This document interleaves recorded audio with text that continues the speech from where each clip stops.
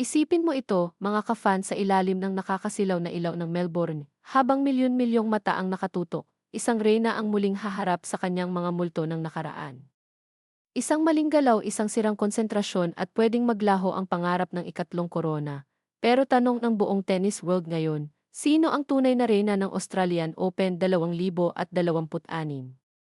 Si Aryna Sabalenka ba o isa sa mga babaeng handang agawin ang trono niya sa harap ng buong mundo, mga kachika, mga katenis at mga pusong laging handang masaktan? Welcome back sa channel kung saan hindi lang balita ang pinag-uusapan, kundi ang emosyon sa likod ng bawat palo, luha at tagumpay.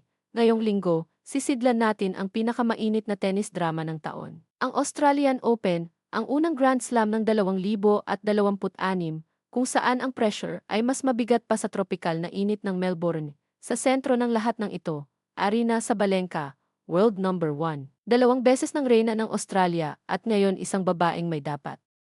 Patunayan, dalawang beses na niyang sinakop ang Melbourne, 2023 at 2024.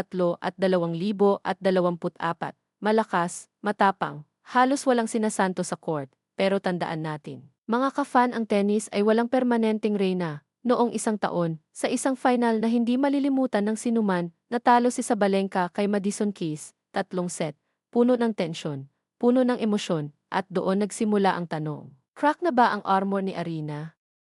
Pagkatapos ng pagkatalo niya sa Australian Open Final, sumunod ang mas masakit pang heartbreak. French Open Final, tinalo siya ni Coco Gauff.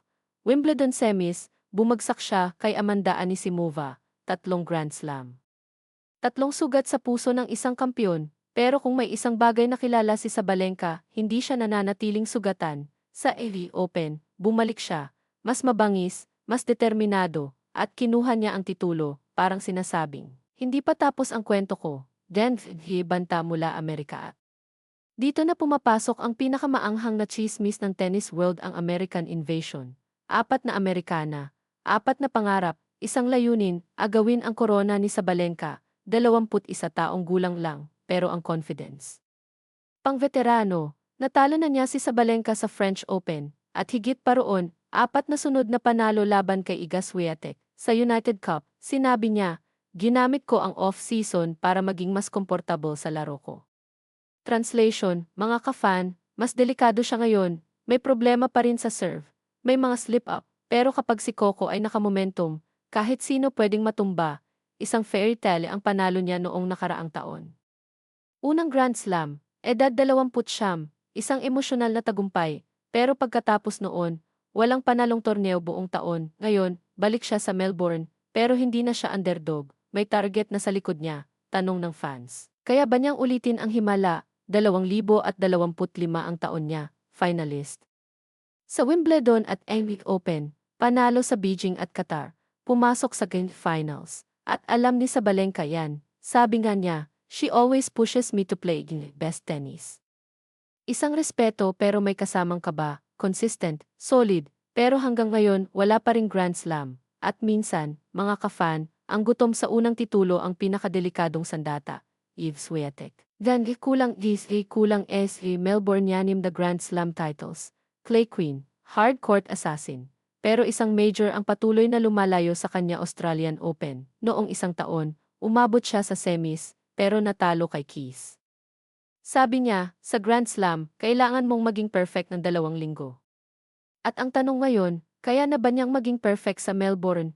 2 beses na kampiyon sa Australia, 2019 at 2021. Ngayon, ranked 16 na outsider. Pero huwag niyong kalimutan, kapag si Naomi Osaka ay biglang nagliyab, ang buong stadium ay napapatahimik. Japan is watching, fans are hoping, at ang tennis world ay nag-aabang kung may himala ulit. Ilusif pang AVA mata sa Melbourne. Elena Rybakina, tahimik pero deadly. Venus Williams, 45 taong gulang, wildcard, at kasaysayan ang hinahabol, isipin mo. Yon isang alamat na bumabalik, kahit alam niyang hindi na siya paborito. At bumabalik tayo sa sentro ng bagyo, Aryna Sabalenka, sa Brisbane, nanalo siya, parang sinasabing, heto ako. Handa ako. Sabi niya, walang pinagkaiba kung defending champion o runner-up, ang goal ko ay pareho, maglaro ng best tennis. Pero mga ka-fan, alam nating lahat, may kaunting takot sa likod ng bawat kumpiyansa. Dahil sa Melbourne, isang pagkakamali lang, isang emotional collapse at tapos ang lahat. Ngayon, hati ang puso ng fans. May naniniwala kay Sabalenka. May umaasa kay Goff. May naghihintay ng comeback ni Osaka. May gustong makakita ng history kay Venus. At iisa lang ang sigurado, walang madaling laban sa Australian Open 2026 sa susunod na 2 linggo. Makikita natin kung sino ang iiyak, sino ang sisigaw sa saya, at sino ang muling magsusuot ng korona sa Melbourne. Kaya ikaw, sino ang sinusuportahan mo? At handa ka bang masaktan ulit bilang fan? Dahil sa tennis walang kasiguraduhan, maliban sa emosyon.